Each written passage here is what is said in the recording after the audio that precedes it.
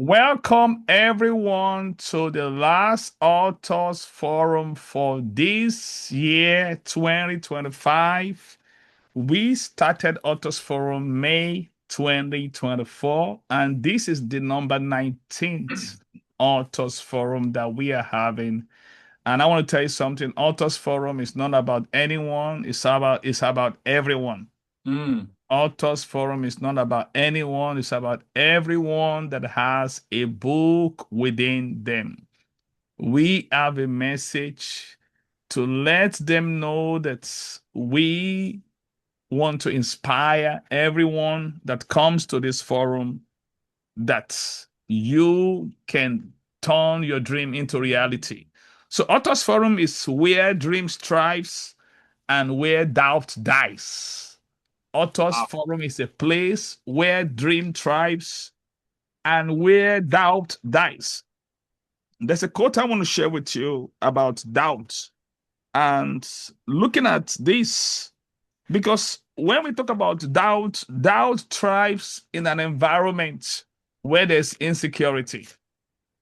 And the thing about that is this, because the tragedy of life isn't death, it is wasting the gift of life before death ever comes. That's what Les Brown says. And the only thing worse than dying is living a life that you never truly woke up. Is living a life that you never truly woke up. So every great comeback story, start with a moment of awakening. So as you listen to us either live or recorded on YouTube, I want you to know that your dream can become a reality. And that's why we've gone all the way to Sweden and to bring Coach Simon. you know, we didn't stay in the United States. We took a flight to Sweden to fetch Coach Simon Morris. And Coach Simon, we're glad to have you Thank you. as our guest of honor to this also Authors Forum. Welcome, Coach Simon. How are you doing, sir? Thank you so much. Thank you for Uh, having me, and also the last show for the year. Thank you. It's an honor to be in the show. yeah, yeah. We're so glad to have you. And now, Coach Simon, we just want to appreciate the work you put in and to really write this book. I love to celebrate new authors. I was talking to my friend yesterday, Coach Stevie Knight, with his new book. I love seeing new books. Some people they are angry, they don't like because when they see you write a book, you remind them that they are not living their dream. But me, I'm excited because I want to see many authors come up, because the reason is this: the chance of having you become an author, if you look at it compared to everyone living in this world, is slim. I mean, and so many people have the book within them, but it never published. That's why the richest place on earth is the cemetery. So where many people died with books inside of them. So our Mm. goal in the Authors Forum is to make people die empty. Mm. Empty of the book that they have within them. Yeah. So, Cosimo, tell us what came upon you and give you that courage to start this book project. Yeah. Thank you. I mean, this is I guess I'm more of an accidental author. So I joined the John Maxwell family around this 2024, around May, June sometime. And then Yeah. in August, we met up in Orlando. And then I got a question if I should write a book. Hmm. And well, I said to myself, well, yeah, I've been dreaming, not a super big dream, but I have been dreaming of books, and but I didn't really think it was doable. But then I didn't really find any good excuse to not writing a book, Hmm. and so that was starting the journey with joining the Maxwell self-publishing team. Yeah. So you are the when you are the conception for the book, and that was like an August last year, or when is that? Yes, yeah, August last year, Okay, 2024. 2024. Okay. So, but what make you believe that you can do it? Well, I read, quite a few books, and I read a lot of books from John Maxwell as well. And then I realized a lot of in his book is quoting other great people. So then I Mm. figured maybe it's not so difficult. Maybe I can write like a 100-page book. And I quote a lot of great people like John Maxwell, Simon Sinek, James Clear, And I didn't know you back then, Dr. Michael. But if I would know you, I would have been thinking about that as well, of course. Wow. Okay. Wow. Another question I want to ask you is this. You were talking about several authors. Dr. John Maxwell said his first book, it took him 1 year to write that book. Mm. Is this your first book? It's the first book, and it took me a year A to year. Wow. So you just equal the record of Dr. John Maxwell. Okay. write.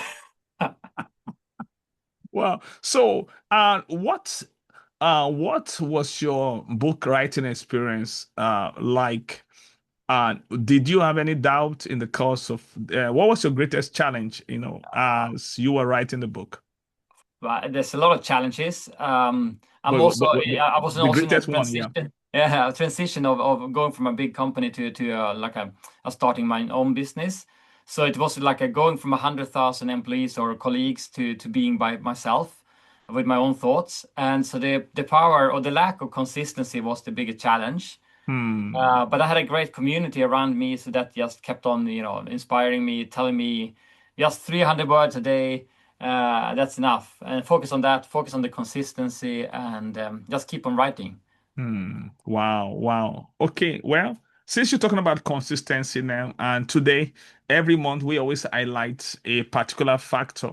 So, and for you, it is the consistency factor. So, can you tell us how has this consistency factor helped you, to leverage this effective book writing? Yeah. Yeah, I think there are many ways. I mean, James Clear is in his book Atomic Habits. It's also talking about the 1% rule. So if you just improve by 1%, it actually multiply and compound over time. So then you have 38 times better or more whatever you do over a year, because of a year, 365 days. And I think that's what I try to take the same lessons to my daily writing. So Hmm. just writing a few hundred words every single day, it generated tons of thousands of words, and then aiming from a few different milestones. My goal was initially to just have a book with 100 pages, but as I started to write, it became more and more, and more stories emerged, and then I had a bigger challenge of kind of cutting it down later on. Wow. I mean, your book is so big. Do you have a copy here? Yeah, yeah, Yeah, can you show it to her? I mean, it's such a big book because it's I a mean, big book as well. I got a copy from you in Orlando. I Yeah. mean, this is not a 5-page book. It's a big one. Yeah, and there was also a mistake. The font is way bigger than expected, like 14 or something. But Oh, everyone over the age of 40 was very happy because now they can read a book for the first time. wow, that's awesome. Now, another question I want to ask you is this: can you tell us how were you able to use stories in your book? And Mm, because one of the thing we encourage in the authors forum is using stories. We have what we call the 3 Ps concept. We talk about having, we mention talking about in writing books. We have what we call the picture for the picture for the heart. Then we call practice for the hands. But the first one is point for the head. That's the first one. mm. And that's when you make a point, and for the head, something that makes it logical. Then we talk about pictures for the heart, illustration and stories. And we talk about practice for the hands. And that's like a call to action. So how were you able to use stories in your book writing experience? Can you share with us the place of Yeah, sure. stories? Yeah. I think the storytelling is a great thing. I mean, and also upon that time, I also joined a speaker mentorship program with Roddy Galbraith, and he was also talking about the power of stories, and Hmm. also personal stories. So and take whatever you're trying to say through your personal stories. So I think, and he also talks similar to you, heart, head, a call to action, and then heart. So talking to the emotional being, then the logical being, to the hands, as you say, call to action. you need to have something from the book, or anything you do, like a speech or something, and then also tie it back to emotions as well. I think that's a good thing. So I try to take those lessons and also the speaking, coaching, and then embed it into stories, my own stories with lessons, normally failures. So initially I thought of naming the book "How to Fail in 100 Ways." So because I had so many different failures, that I tried to learn from. But it's like John Mm. says, sometimes you win, sometimes you learn. Glenn, yeah, yeah, yeah. So how did you came about the topic for your book? And so this is the Pickaxe principles. How did you came about the topic? Can you give us a and take us back the stage? How did you came up with that Yeah, topic? thank you. I mean, I think I had a number of different titles embedded, that we tried different versions. And then through the program, self-publishing, they also tried to make it the title and the cover very kind of hands-on and concrete and also unique. And if it would be a verb or something that like Atomic Habits is a great example because it's something that you immediately understands and want to do something with. And one of my core principles in the book is from my dad's lessons in the gold mine, how to be a gold miner and find 3 grams of gold in 1 ton of rock. So that was some kind of not a red thread, but a golden thread throughout the book.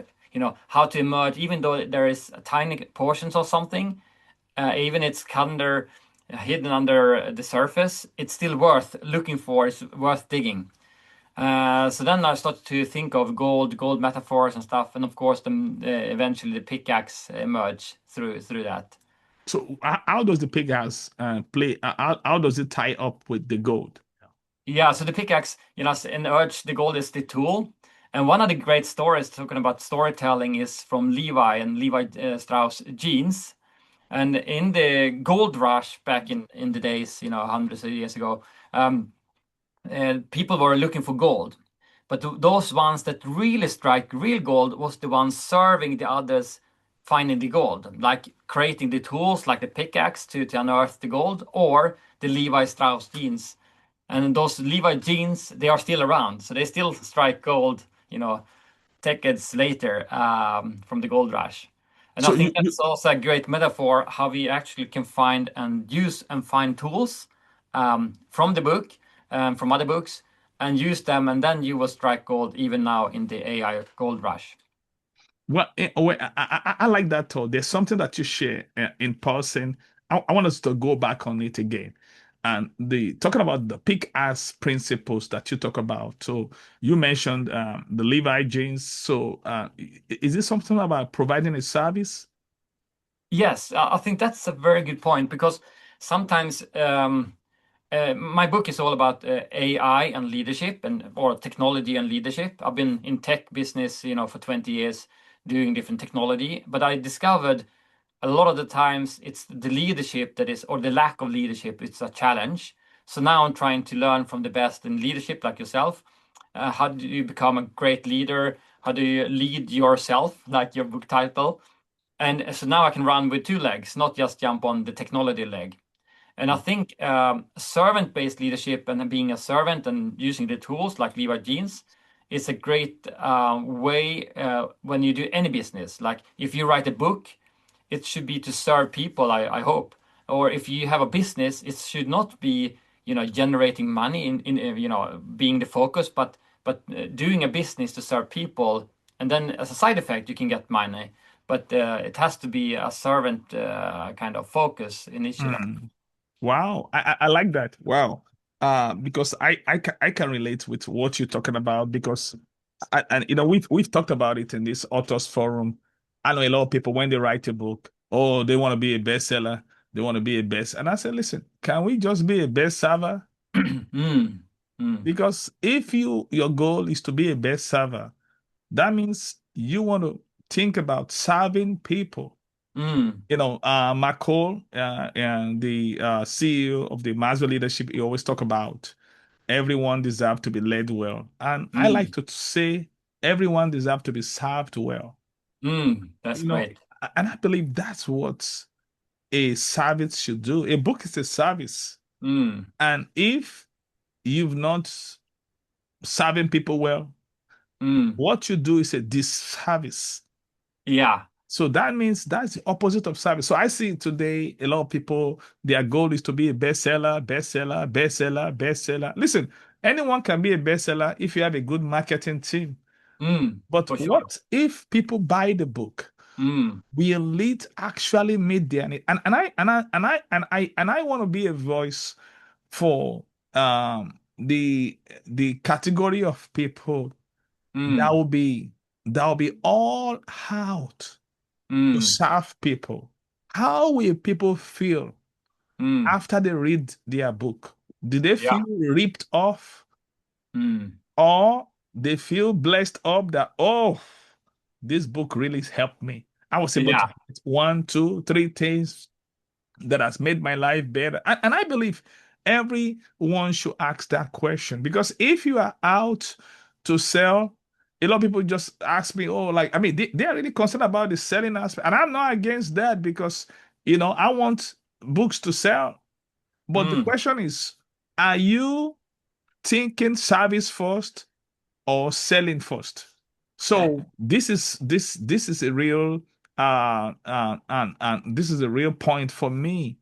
And I don't write to sell, I write to serve. And, Absolutely. of course, if service becomes your focus, then selling follows after. Because the goal of writing must not end with selling.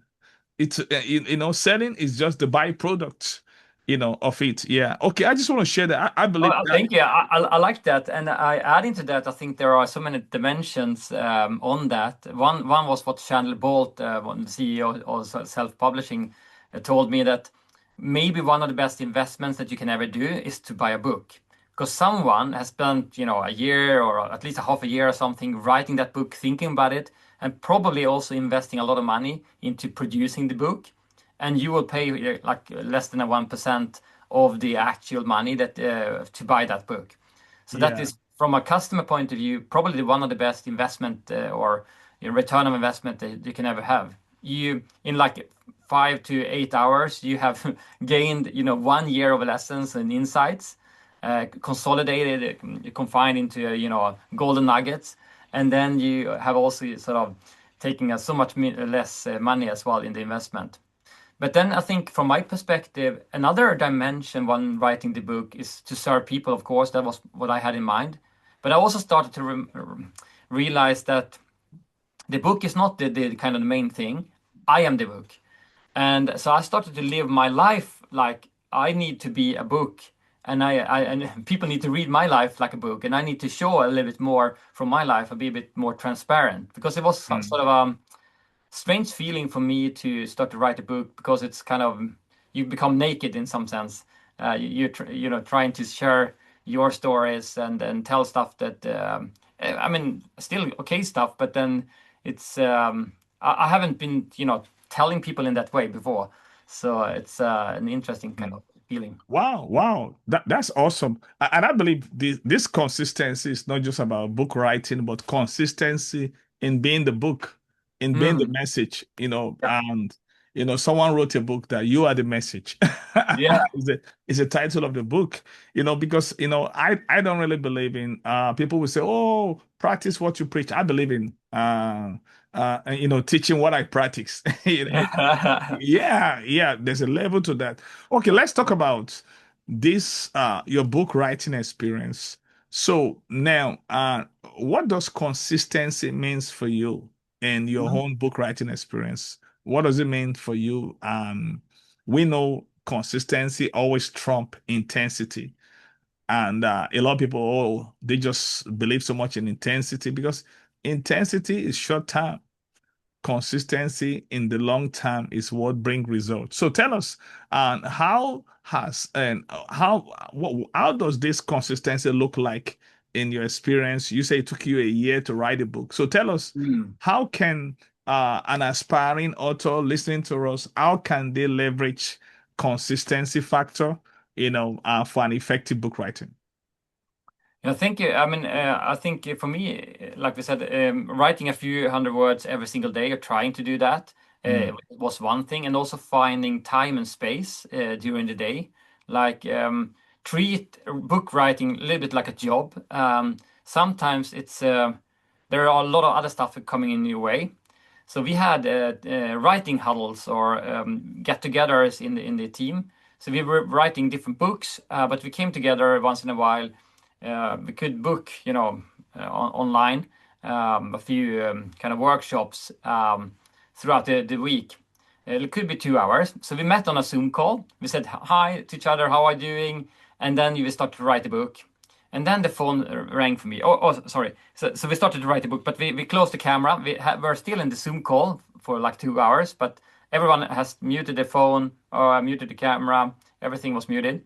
And then the idea was that we should write during that 2 hours dedicated time.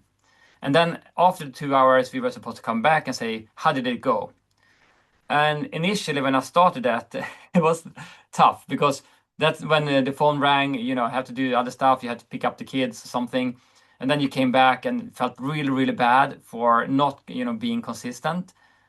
Just realizing that majority of the other people had the same problem, and that really helped me in the book writing process to understand that book writing, I have to treat it as a job, and mm, everyone has a challenge of book writing.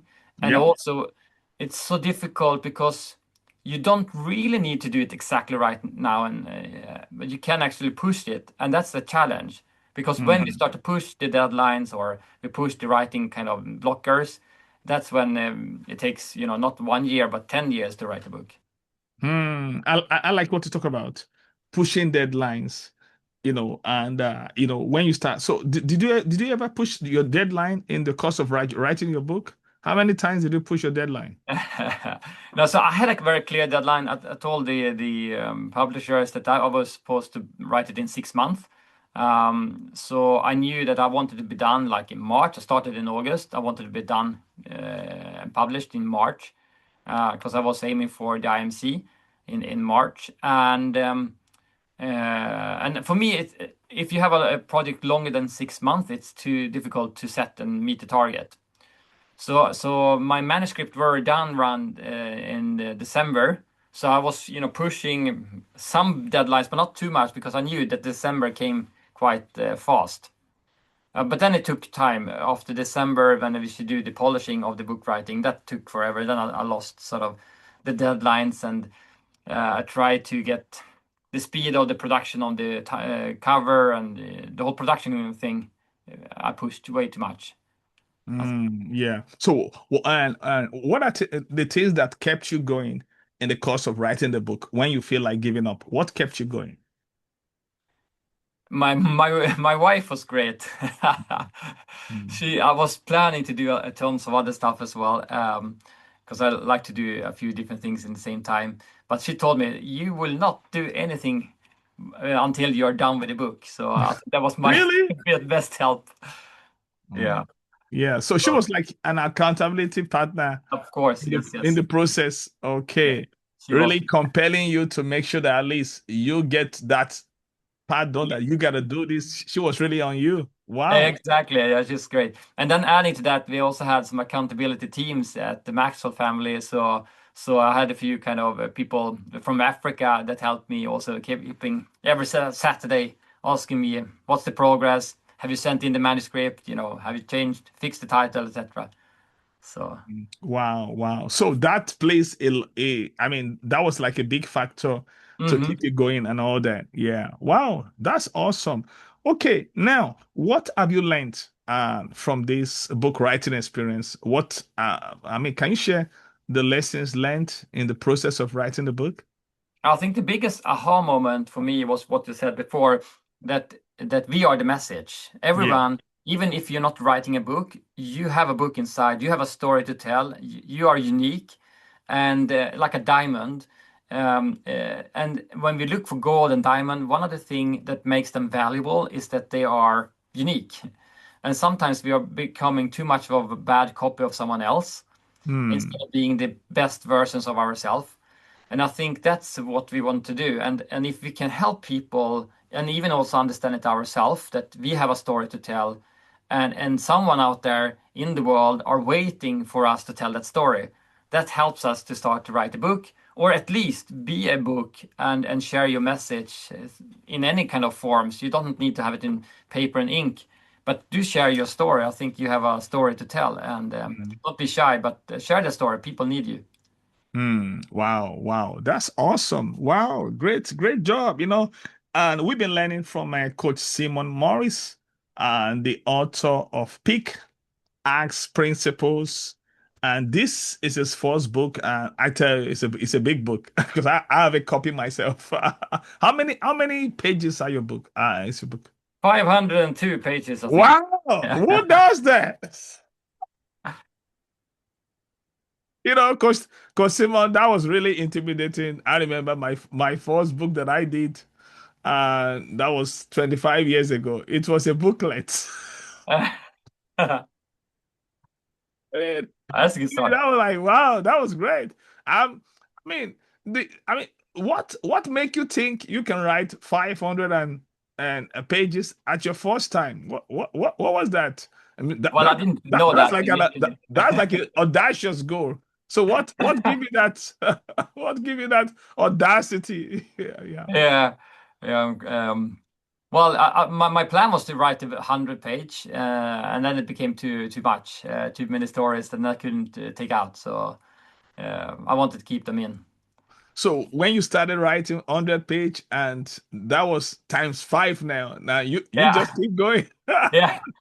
You well, I mean, because you're talking about the Pickaxe principle, so that means when you are digging the rock, you eat a gusher. Uh, And I think there are around 70,000 words or something in the book, and but I've probably written over 700,000 words in total. Um, but I also used a lot of great tools that we can also add, and I felt a little bit bad of trying to use also.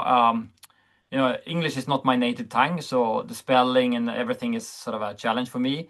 And Hmm. also writing, I wasn't kind of great in writing at all when I was in So school. what are the tools that you used in the process? Can you share with Yeah, us? sure. I mean, what I started to use is all the AI tools that were available, ChatGPT, the version that were available, Gemini and Grok, and different tools, but primarily ChatGPT.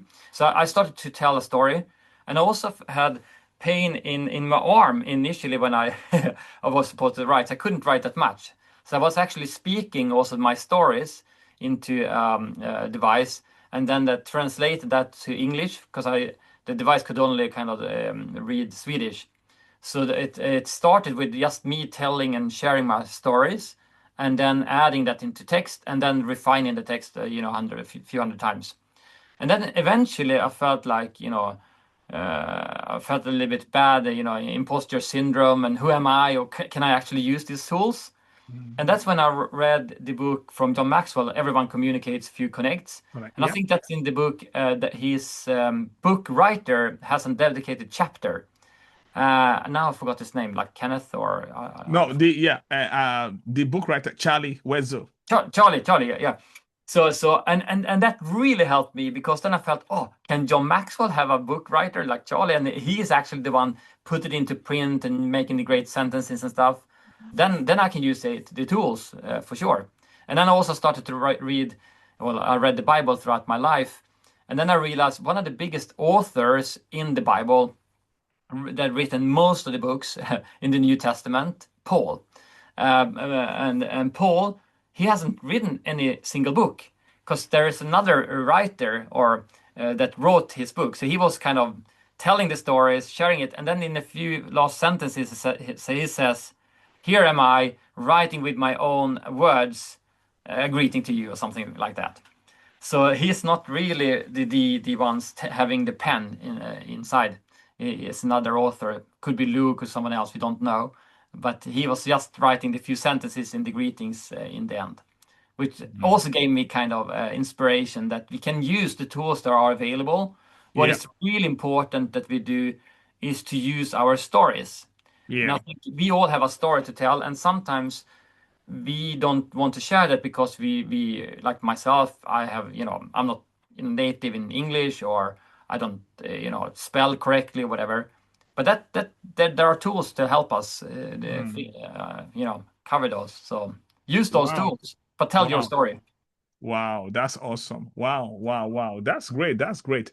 And and the question I was asking you, and somebody actually asked that question, that did you use any technology or tool to develop your initial book manuscript? You just answered that. So right now I'm gonna open up for the our live audience, and so you have this privilege to ask live question from Coach Simon. And so we can unmute you, and you can put your video camera on so that we can spotlight you if you want to ask. And any question from our host, you can signal by putting your raising your hands with that reaction button. Then I'll unmute you, and so that you have the privilege of asking the question. So if I see you put the signal and raised hand, then I will unmute you so that we can spotlight you to ask question. And then if you want to put your question in the chat, it's okay. So this is a key question and answer from the live audience for Coach Simon, and we're talking about leveraging consistent factor for the effective book writer. So you can ask any question on and anything you want to pick up his brain for. This is why we do it. Okay, let me unmute Coach Stevie. Coach Stevie, I'm gonna add you to the spotlight now. Coach Stevie, Coach Stevie Knight, how are you, sir? I'm outstanding, Dr. Michael. How are you? Oh, doing better than good, better than most. Yeah. So you are on now. You can ask your question from and then. Well, Coach Sting, I just wanted, I knew we were talking about consistency. So I just wanted to flesh out a little bit further. What was some of your greatest barriers to consistency in this process? Telling a great story, but what did you see that kind of pushed back on you being able to just wanting to go every day to get this thing done? I think everything, I mean, all the stuff that happens in life, kids, family, other type of work that you need to do, service that you try to do, someone calling and needing a help, and then you feel a little bit bad because you're saying that you need to work on the book. That's a big challenge, I think. So I try to work around those, and try to do as much as I could, but also enjoy the journey and not being too stressed. So feel that I don't need to do super much, but make sure that I can do just a few sentences a day. I think on average I wouldn't write every day. I think maybe every second day or a few times, a few days a week. Yeah, but that was my plan. So every life, picking up kids, pigs that should be at home from school or whatever. So a lot of those. Wow. Wow, that's awesome. And Receiving. Great question. Coach Steve just asked a very great question that Coach Steve asks, because at times when you're doing these consistency things, you're gonna experience a pushback Mm. and of some things, and it has happened, I mean, to many authors before, and that's why a lot of people. I remember one time I was writing a book, and that would have been my first book. As I speak to you now, it was unpublished. For real, for real, it was unpublished. So because I was in school then doing medical exams, I just got busy. After that, I just didn't follow through. So, and though when I eventually published my first book, that was not the one that I wrote, but I learned some things from that. So Mm. what Coach Stevie just asked was very great. Thank you, Coach Stevie. Do you have Thank you, another Steve. question, sir? Nope, that's it. Coach Stevie is going to be our guest author for March next year. Wow, looking forward. Yeah, we really booked up. So we're gonna bring Coach Tammy now. Coach Tammy, you are muted. I'm gonna add you to the spotlight to ask your question. And Coach Tammy, yeah, question for Coach Tammy. Yes, thank you Give so me that. much, Simon. That's congratulations to you. So I know a lot of people come to me talking about the fact that, especially when they're high achievers, when they want to move on to the next goal, and so they start really strong, and sometimes when they get to like 60, 70%, this kind of they have itchy hands, itchy feet, itchy bum. So I heard you say that your wife really helped, some other team members really helped in terms of accountability. What else would you say helped you to just stay focused, to follow through to finishing? One of the great stories that I discovered in the early phase when I was also researching on the topics and the items to the book is a story of Robert Falcon Scott, the seasoned hero from UK, and also Roald Amundsen, and they were like 100 years ago fighting to find one of the most the only place on Earth that was not discovered, South Pole. So then the whole was like a competition. So should Norway from Roald Amundsen win, or the UK Roald Amundsen, Robert Scott? What Scott did, he was marching, a long time if it was good weather, and then if it was bad weather, they were serving the horizon, and they would say, "Well, not today. Not today. We want to kind of go." While Roald Amundsen from Norway, they just kept on 20 miles every single day. So a great day, 20 miles. They could have walked further, but they didn't. They just kept on staying with 20 miles. A bad day, they still did 20 miles. What happened is that the Norwegian team, they came 34 days earlier to the South Pole than the other guys. And the other guys, they were the seasoned heroes. They had lots of kind of funding and stuff. Did lots of great technology and equipment. But they were 34 days later. And really, it was sort of a great story to the power of consistency, just in the 20 miles. But it was also sad because what happened on the way back is there was once the Scots team from UK, they all died and they were caught in the storm that they were trying to avoid. So that is a double kind of powerful story. It says, the power of consistency, but also when you are not consistent and you are afraid of doing, for, the bad weather or whatever you have in your life, those things can actually come over you and kill you in some sense, or destroy your book or your dream or something. And that's when you said, Dr. Michael, that then you become, a very rich graveyard with lots of great dreams that are just dying. Yeah. So don't be afraid for kind of the bad weather, but don't walk too far and be too ambitious, even when it's good weather. So I think the overachievers, I think we all need to learn also keeping consistency, not walking too far. So that story, I love that story, and there are many stories like that. But that story really helped me not going too far, while also walking at least some miles every day. Love it. Thank you. Thank you. Wow, that was awesome. Then I want to add this, Coach Temi and Paulo Coelho, and said, if you only walk on sunny days, he said you won't get to your destination.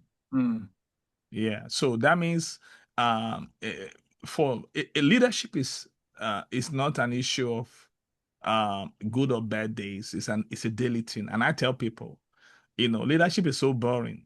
Most things that move the needle are boring stuff that you gotta do every day. And there was something that happened in NBA 2 years ago. The Oklahoma Thunder. So their star player, they call him Shea. And this guy is really great. So he was nominated for the MVP, and people think that he should have been the one, but they didn't give it to him. Then Shaq said, so that means he got to do it all over again. And that's what he did. He did it all over again. And last year, he was named the MVP. And guess what? He's doing it all over again now. They have only lost one game. They are doing really great. And the guy, I just like his humility, the way he plays the game. So, and people talk about Steph Curry. I want to be like Steph Curry. I want to be like Steph. He shoot 500 balls every day. Every day that ends with day. So, as leaders, there's things we got to do every day because it is discipline that leads to habits. Habits leads to consistency, and consistency leads to growth. Yeah. So, at the roots of discipline is at the root of habit is discipline. So you have to create that discipline, because we don't get motivated every time as leaders. I mean, we humans at times we just feel like, oh, I just want to have a hippo moment, hippo, just hippo. I want to watch Netflix all day. But your discipline and your routine is what carries you. Mm. And this is what and this consistency is all about. You just have to do it every day, every day. So Paulo Coelho has this quote. In fact, it has a picture to it of a man. That man was walking in the rain. And there was this story of a man too. He was in this restaurant and the storm is about to start. And he was asking the owner of the restaurant that, and are you sure the weather is really good for someone to go out today? He said, well, it depends on what you do. Are you a on commission or you are a salary worker? He said, if you're a salary worker, you are paid. I mean, salary, either you make it or not, you don't have to go. But if you're a commission maker, you better get out in the storm and you go because no work, no pay. Yeah. So thank you, Coach Tammy and Coach Tammy for asking your question. We're gonna bring Dr. Ayo. And Dr. Ayo, you are already unmuted. Yeah. So we're gonna bring you to the platform for your question. Dr. Ayo is one of our great leader at the Land Global community. Dr. Ayo, your question. Yes, I'm here. Yeah. Good evening, good morning, everyone, wherever you are in the world. Thank you so much for sharing your experiences with us. I really appreciate it. And I appreciate it much more because you said English is not your first language and you had to go through a lot of challenges, hurdles to get what you really wanted. And I wanted to mention that I appreciate the fact that you gave that tip on starting with your story, because that story is a great part of writing a book, and it's really what makes you unique. I wanted to ask that I have three questions actually. The first one is, for your stories, did you have to section it into different places to create the book? The second question is, how did you add substance to your stories to make the book? Right? Because that it's not just a book. Did you have to do research? What did you have to do to flesh it out? And the third one is, what are the unproductive activities we should avoid? Because sometimes it's all action and not production. What are the things that we should totally avoid in the book writing that we call activities, but they don't really help you to get the book done? So those are the three questions. I hope, do you want me to repeat them or you got them? I think, I mean, for the first question, I think to find those stories, very early I followed actually like a program from the self-publishing, like a university class. It's 43 or 48 lessons that you should follow. So basically just follow that and then took it step by step. And one of the first, very early on, we were supposed to do is to do a mind map and writing kind of what is kind of the topics that we want to write about. So I tried to flesh out the mind map. And then from the mind map, trying to do the outlook from the whole book. But then over time, when I kept on adding stories, I actually were rewriting some of that and moving those stories around a little bit more to get a better flow for the whole book. And then grouping this together. And then I think I also wanted to keep a number of a good number of chapters. So I was aiming for seven or like those chapters in the book. But then it was too big chapters. So then I was also asking the ChatGPT and the different AI tools, what is kind of the average size of a chapter and kind of what is the flow for that? And then then I could compare my kind of story and my flow with the kind of the norm, the trend, because I'm not, a book writer. And when you're not really into the game, you don't pay attention when you read others' book either. So I was asking, and then there is a lot of great tools out there to get kind of a good flow. So then I realized I had around 16 chapters, but that didn't really match with my story. So then I was aiming for 18, because then I can talk about 18 karat of gold, being the pickaxe principles.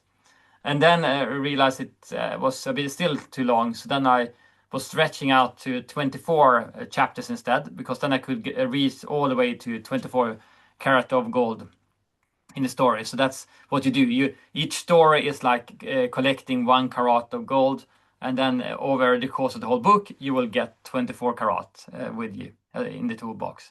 So having the stories, just dump them down somewhere. I also listened to Chris Robinson in his book. He was just dumping it down to like an Excel sheet with all the different stories and asking his book, ghostwriter to help him kind of get even more substance in those book. Yeah, just to add to this, Dr. Ayo, and there's something called an idea farm that we encourage people to create if you are writing a book. So when you create an idea farm, this is a place to dump all stories regarding the book. I'm writing a book right now, and it's about actually quotes. This is a 2.0 of insightful quotes. I brought the main book out last year, so it's a 2.0 because I dump quotes every day on Tinker's Island. So my executive assistant shared me to put it together. So I got it now. So, but I want to take it to another level by sharing the impact of that quote. I'm sharing stories of people, how it has helped people, those quotes, how it has helped people, real people that belongs to the Tinker's Island. So I'm using their stories. So one thing you need to think about is this. There are 4 kinds of stories. I learned this from Timemo. Now, most of the time we always say, oh, I don't have story. But listen, the first kind of story is your own story. So your own story is the number 1 story because it gives you high credibility.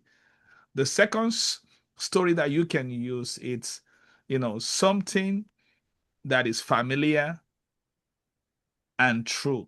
So you can use a familiar story. You can write a story of that everybody knows of Nelson Mandela. Everybody knows Nelson Mandela or Dr. Martin Luther King Jr., Mother Teresa. So you can use their illustration. So it's familiar. Everybody's familiar for it. It's true. So the third kind of story that you can use is an unfamiliar story, but true. So not everybody knows it, but maybe it happens in a locality, in an area where you are at a point. And I've used unfamiliar but true story. I've used story of some of our leaders like Oluwatoyin Podicom. I use that story in my book, Understanding Your Gift. And somebody was reading the book and said, oh, I know her. But the tendency for people to know her is slim. But that person just happened to know her husband when they were in college. Do you get me? So that person is credible. So I've used people's story, but that are not really that popular, but it's a true story. And the fourth kind of story is a fiction. It's something that is not true. Like you're talking about the tortoise and the hare. No, nobody has seen the tortoise and the hare running before, but somebody made that up. So I it's something I'm tapping into. I'm using it. So Timamo said that is better than no story. So you can AI can give you a lot of story. I use a lot of that now. Currently, I'm doing a series. I use a lot of that. So the main thing is to get the idea across. But don't forget, don't write without a story. So that's why you have 4 type of story. So you don't have to be pressured. Oh, I don't have a story, but do you have somebody that have a story?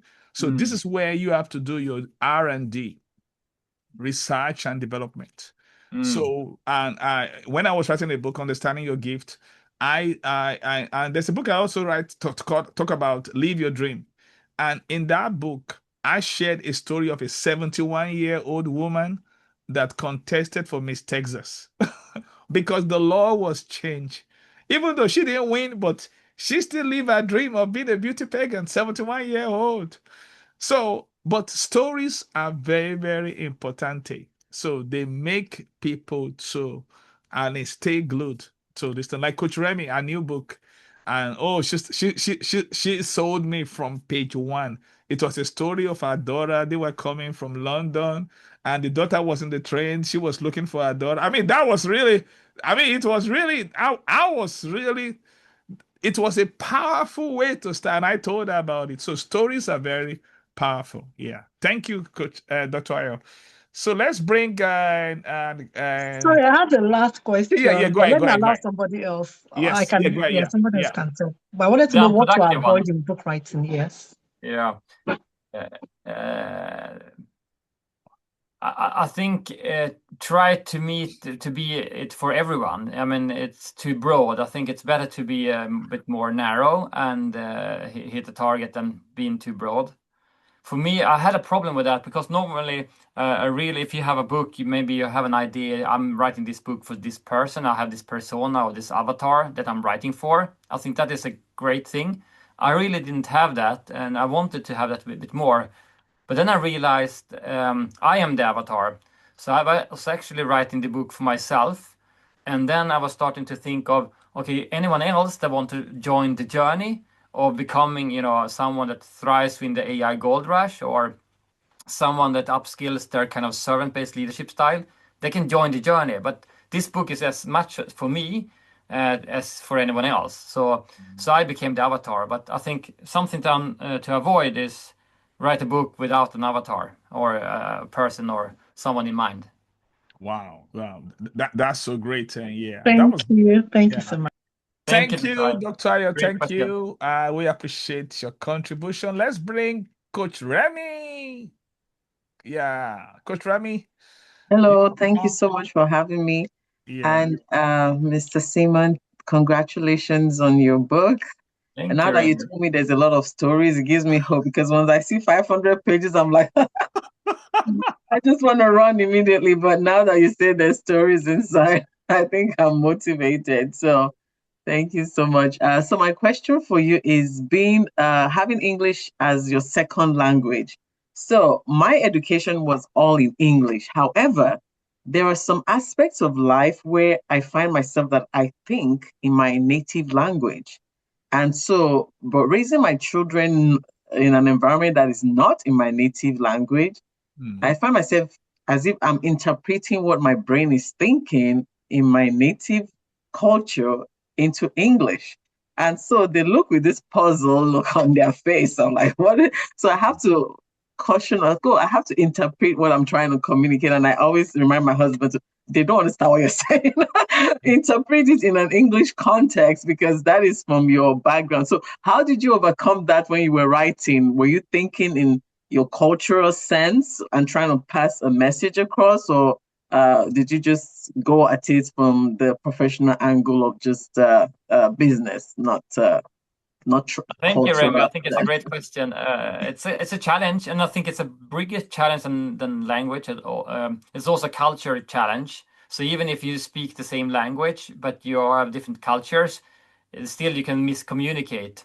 mm, So I've been working in a telecom industry for 18 years, and that's also about communication. You have someone that transmit, and then someone you broadcast, and then someone should receive the call and make to Mhm, communicate. So it's like the book of John Maxwell. Everyone communicates, broadcast, mhm, like, but it's when you answer the phone, that's when you have started the connection. So I mhm, was been thinking of that a lot. So how do you actually establish that connection with someone, or being the kind of one that should read it eventually? And I'm not sure if I succeeded. We will see. If a lot of people start to read the book, maybe. But I think that's a very good point and something that we have to address and think of mm, when we do write the book. It's not about what we are writing. It's not about mm, 500 pages or 50 pages or 5,000. It's about those maybe 5 pages that actually talks to someone else that transform mm, their life to do something much better. So it's not what I'm saying, but much more important what everyone else is reading from mm. the stories and how they interpret it. So great question. I don't have the answer, but I do think it's super important to connect, not just communicate. Wow, wow, mhm. wow, Thank you wow. so much. And I Yeah. know Thank you she very much. liked that word because she's writing a book on connect and using the acronym Ah, connect. I need to read that. Yeah, maybe you have the answer and I can read it. Oh, But Coach Remy, because you stir up the pot. So what is your experience like? How do you connect when you are thinking in a different language context? How do you connect to an audience? So because I know you've done that perfectly. I saw that in your book. I mean, you got me from I happen to be an inside reader. So how do you connect through your writing? Yeah. And so that was the challenge I had, right? When I even started writing, I'm like, my children won't understand this. So sometimes I ask them that, what does this make sense to you? So they help me interpret what it is that I'm saying and if that's what they are getting. In fact, up until Thanksgiving, I was still going through this book. I had two other people who are like 10 years younger than me and they're in IT space. And okay, so if you're hearing this from my book, what is it saying to you? And we'll constantly turn. So like what Tim Elmo said, different generations too will read the same thing differently. And so being able to just communicate with all, so that day we had several generations in my house. And so I was able to ask them, when you hear this word, legacy was one of the word and some other things, what does it mean to you? So that's like what Simon said, you're transmitting, but what is the other person receiving? So for me, I think just communicating with other people and finding out what they're actually hearing. And chat too, I would say, when I ask ChatGPT, what does this mean? When he says, oh no, that's not what I'm trying to say. So it just helps me. And that's why I also use dictionary in my writing too, so that I know I'm communicating what I truly want the audience to hear from me. Wow. I think it's a great thing. Adding to that, Remy, I think also when you use AI, you can actually then ask them to, how do you communicate this in a language that is applicable for a 12-year-old? I think I tried on purpose also having a bit simpler language for like targeting a 12-year-old language so that everyone can understand. Otherwise, it becomes too much technology jargons and stuff, and it becomes a bit too complicated. So I think that's a good thing to do, and use as like you did, use the tools to actually repolish and redo the challenge and the sentences a few times, and then have people proofreading it as well.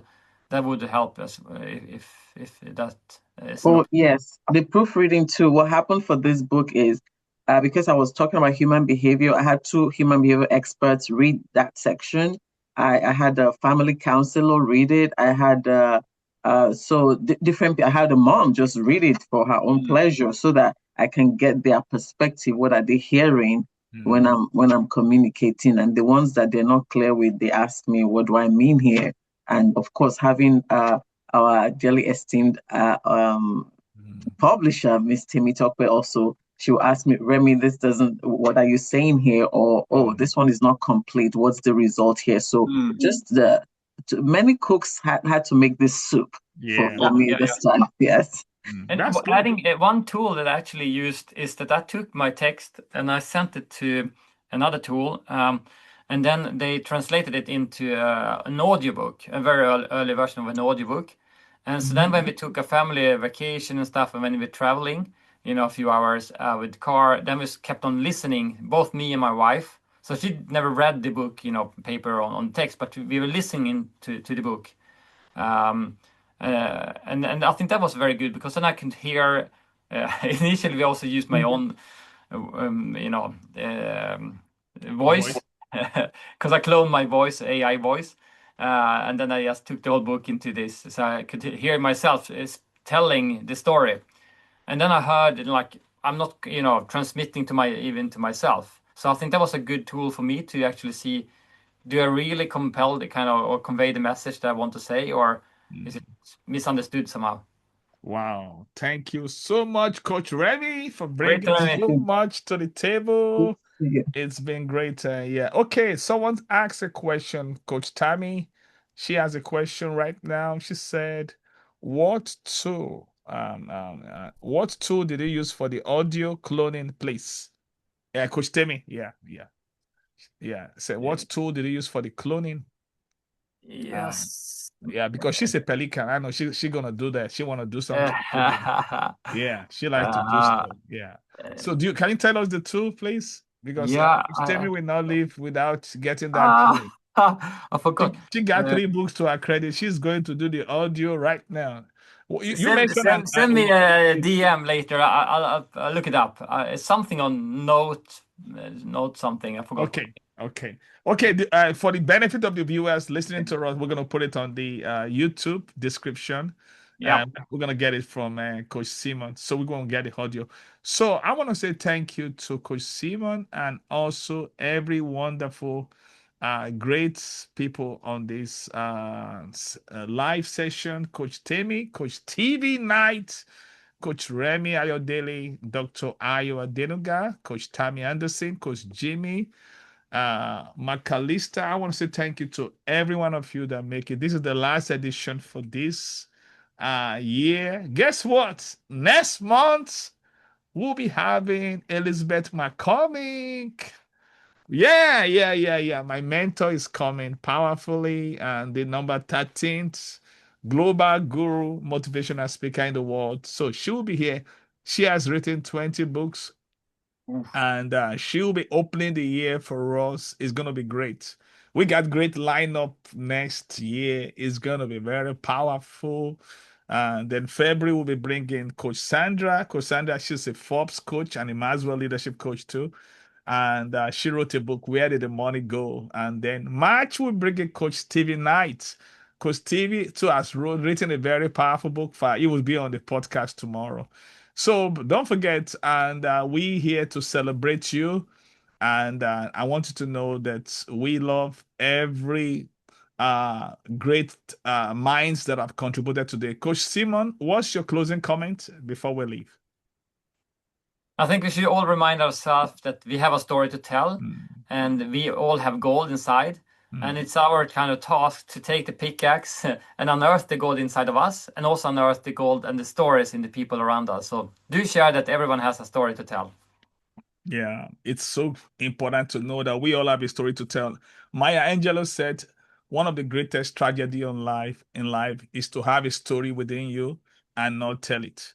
And I want you to know that your story is not about you.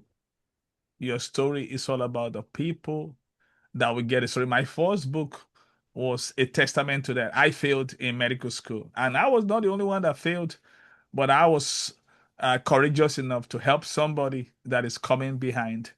And 20 years after, I wrote the 2.0 and is helping people, today. So please don't think about you. Think about the people that is going to help, and that is what it's all about. It's all about helping someone, because there are so many things that you take for granted, so many things you've learned. Somebody need that lesson, and we have that moral obligation and to write that book. And that was it. I want to say thank you to you, Coach Simon. Thank you again, all the great leaders right here. Until we come next month with Elizabeth McCormick, don't forget, we talk about Authors Forum.